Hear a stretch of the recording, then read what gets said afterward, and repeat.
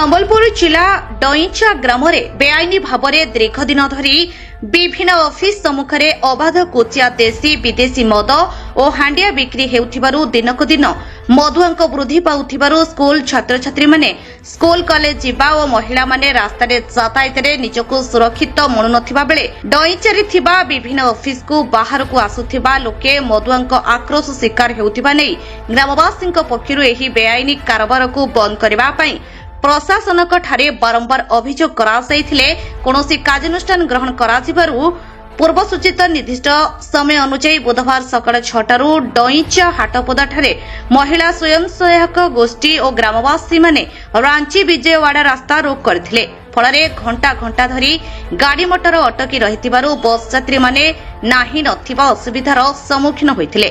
Magistrate ଦାୟିତ୍ୱରେ ଲିଖିତ ନାକଟି ଦେଉଳ ତହସିଲଦାର ରେଢାଖୋଲ ଥାନା ଅଧିକାରୀ ଅବକାରୀ ଇନ୍ସପେକ୍ଟର ପହଞ୍ଚି ଲୋକଙ୍କ ସହିତ ଆଲୋଚନା କରି ଲିଖିତ ପ୍ରତିଶ୍ରୁତି ଦେବା ପରେ ରାସ୍ତାରୋକ ହଟିଥିଲା। ରେଢାଖୋଲରୁ ରବୀନ୍ଦ୍ରନାଥ ପ୍ରଧାନଙ୍କ ରିପୋର୍ଟ, ଉତ୍କଳ ମେଲ୍ ଟିଭି।